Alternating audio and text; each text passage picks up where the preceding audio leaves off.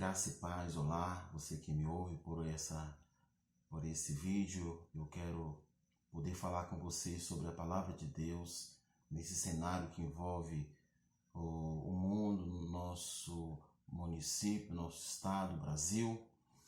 E a palavra de Deus diz em 1 de Samuel, capítulo 12, versículo 22, está escrito: pois o Senhor não abandonará o seu povo por causa do seu grande nome.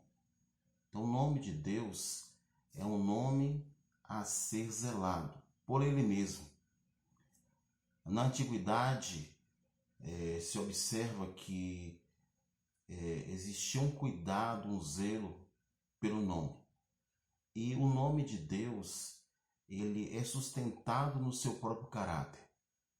Diz respeito ao atributo da fidelidade de Deus. Então Deus, ele não pode negar a sua fidelidade.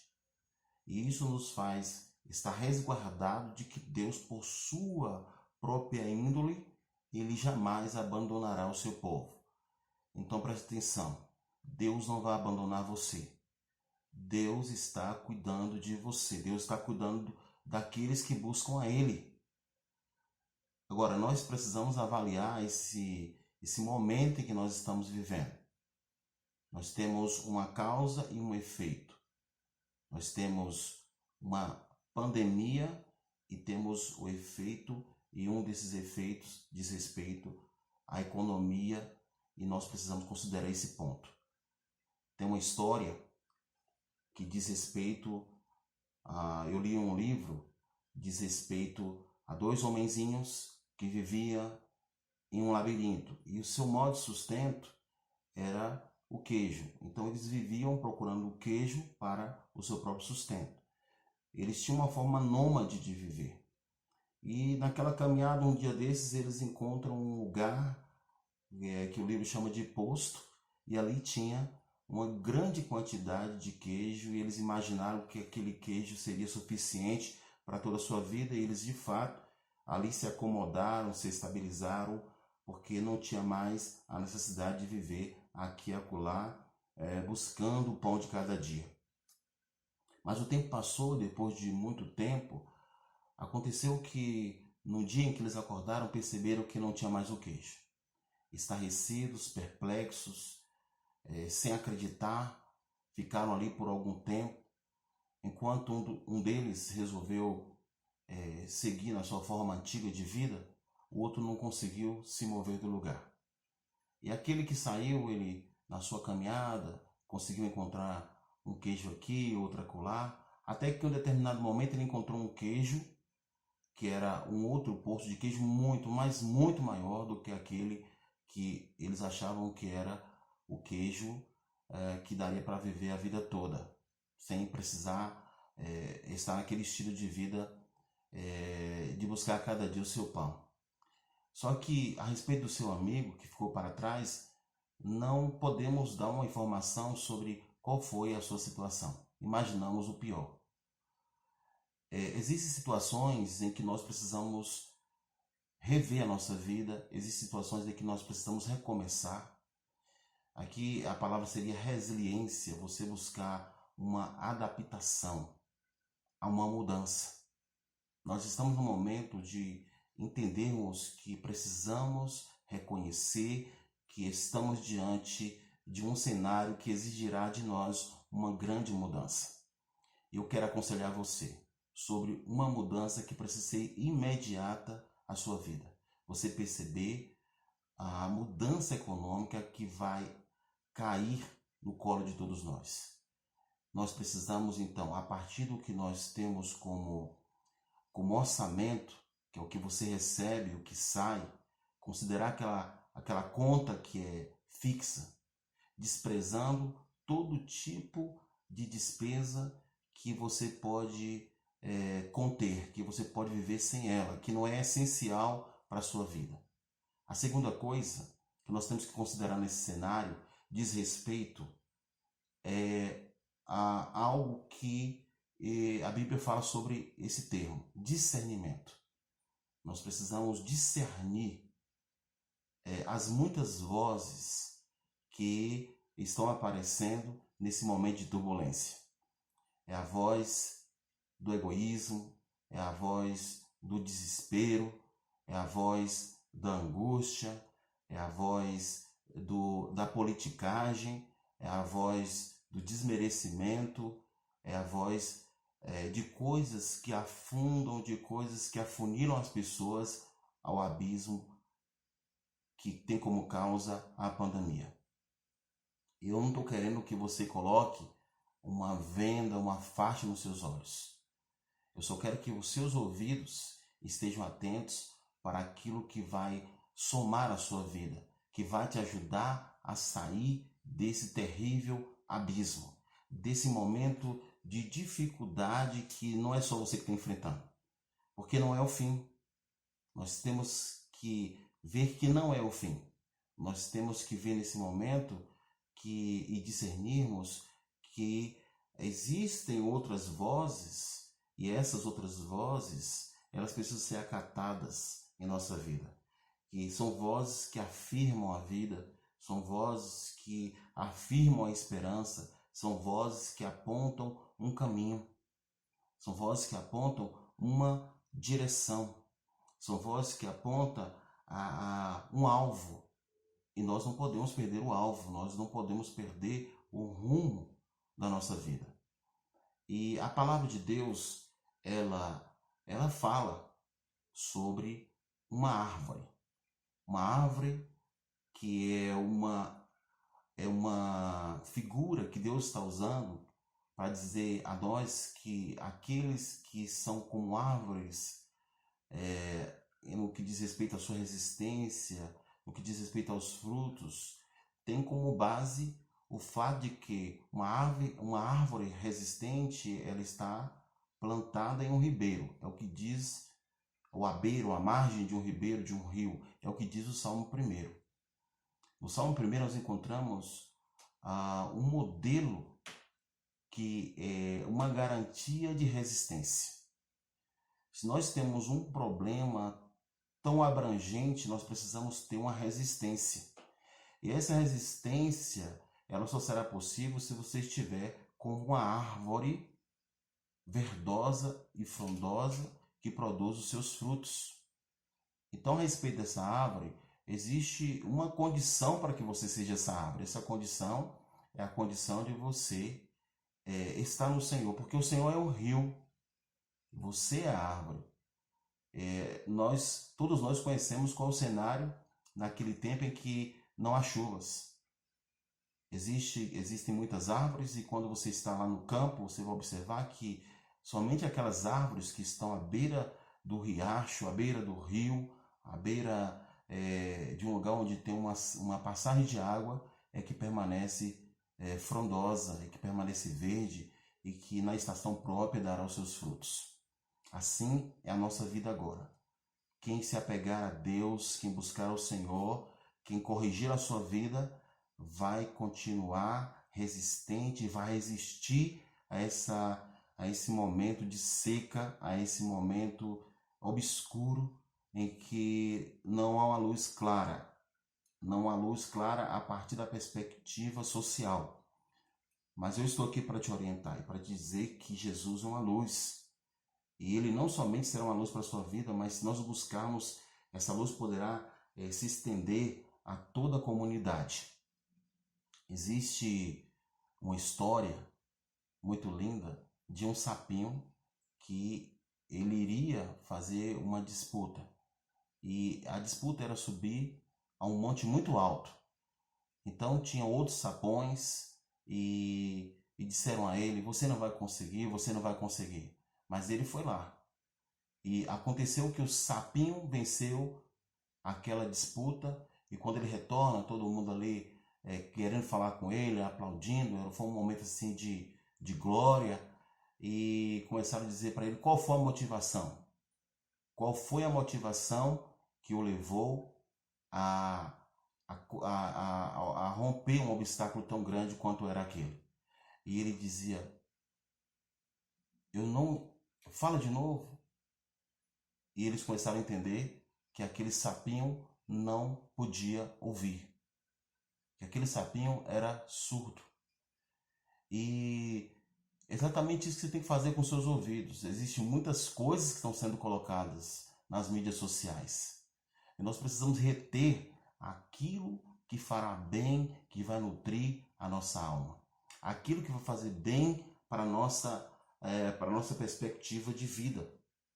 Aquilo que vai agregar valores às nossas vidas. Eu digo a vocês, vai passar. Tudo isso que está acontecendo vai passar. Não é o fim. Não é o fim. Nós temos a promessa de Deus. Nós temos a palavra de Deus. Nós temos o Evangelho. O Evangelho é boas novas. O Evangelho é a palavra bendita de Deus. Você pode imaginar o que foi Deus ter enviado o seu Filho ao mundo? Nós temos Jesus andando na praia, no Mar da Galileia. Nós temos Jesus curando pessoas, pregando uma palavra que era extraordinária e verdadeiramente, por causa do nome do Senhor, por causa do seu grande nome, Ele não vai abandonar você. Vai passar. Fica firme. Confia no Senhor. Olhe para os céus. O Deus que nós servimos ordena o mar e ele obedece. O Deus que nós servimos é um Deus que pode fazer e tornar a existência aquilo que não existe. Para nós é uma realidade tudo que nós estamos vendo e avaliando. Muitos de nós, eu digo muitos de nós, a comunidade, de modo geral, está assombrada e tem motivo para isso. Mas nós temos um Senhor, nós temos um Deus. Como já disseram, a crise não chegou no céu e não chegará. Então o que nós precisamos fazer agora? Nós precisamos considerar o que está acontecendo, vermos e observarmos com critério como vamos lidar com essas demandas, mas principalmente permanecer no Senhor ou criar vínculos com o Senhor ou criar uma aliança com Deus, o que vai proteger você, o que vai manter você, o que vai fazer com que você seja como uma árvore que foi plantada junto ao ribeiro. Eu não sei qual tipo de fruto você vai produzir.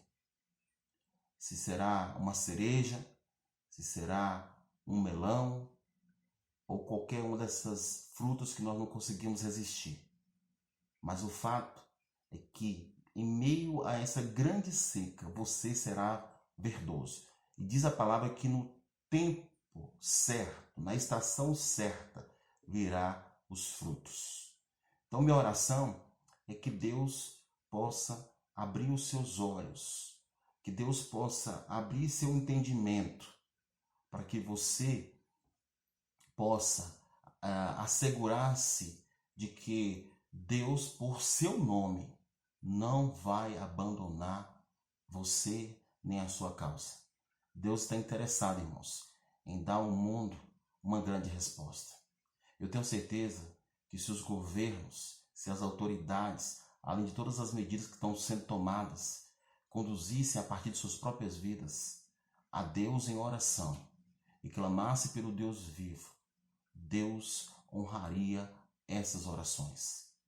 Se nós humilharmos nosso coração diante do Senhor, Deus, por sua misericórdia, porque Deus não nos dá coisas porque nós merecemos.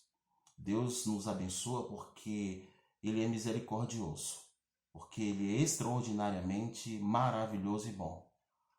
Então, nesse momento em que a nossa vida está tão exposta a tão grandes ameaças, a tão grandes circunstâncias que fogem ao controle de todos, o governo não sabe o que fazer. Eu não me refiro apenas ao governo brasileiro, mas a todos os governos. Não há algo de concreto que traga para nós a segurança, mas eu te afirmo que Deus cuidará do seu povo.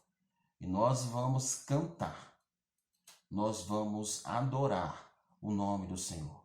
Porque onde existir uma lágrima, onde existir um choro, vai haver louvor, vai haver adoração, vai haver gratidão, vai haver reconhecimento, vai haver um compromisso. Porque muitos de nós abandonamos o compromisso com a palavra. Muitos de nós deixamos para trás o Senhor. Esse tempo é um tempo de nós nos voltarmos para Deus. É um tempo de nós repararmos a nossa vida, de nós perguntarmos para Deus o que é que eu posso fazer para eu estar conforme o teu coração. Esse tempo, esse cenário, ele com certeza, do ponto de vista da ação de Deus, da ação reativa de Deus e ativa de Deus, será para aqueles que o buscarem um momento em que Deus manifestará a sua bondade e a sua misericórdia. Não duvide do poder de Deus, não duvide do cuidado de Deus na sua vida. Confia no Senhor. Nada de baixar a cabeça, nada de desespero, nada de achar que é o fim, nada de ansiedade. Você pode ter certeza que se você tem falado com Deus, ou se você agora vai falar com Deus, você terá de Deus respostas. Nós veremos, irmãos, nós veremos o cuidado, o poder, a ação de Deus, a mão de Deus nesse tempo de angústia, nesse tempo de dificuldades, porque amanhã, sem dúvida nenhuma, nós estaremos aqui para contar as maravilhas do Deus que fez os céus e a terra. Deus existe. Deus está cuidando de nós. Mesmo no meio desta guerra, Deus está conosco. Eu quero encerrar com um versículo conhecido de todos vocês. Salmo 46. Deus é o nosso refúgio e fortaleza, socorro bem presente na tribulação. Por causa do seu nome, diz a palavra de Deus. É o texto base que nós iniciamos essa pregação. Por causa do seu nome, Deus não abandonará o seu povo. Deus o abençoe, Deus te dê graça, Deus te dê vitória, que você possa superar esse momento difícil para todos nós. Eu vou orar com você. Deus abençoe este homem, esta mulher que ora comigo. Deus, tem pessoas aqui que estão, sem dúvida nenhuma, angustiadas, perplexas. Eles não conseguem, as suas mentes estão obstruídas por um sentimento de impotência, um sentimento de que está perdido. Mas eu trouxe a tua palavra.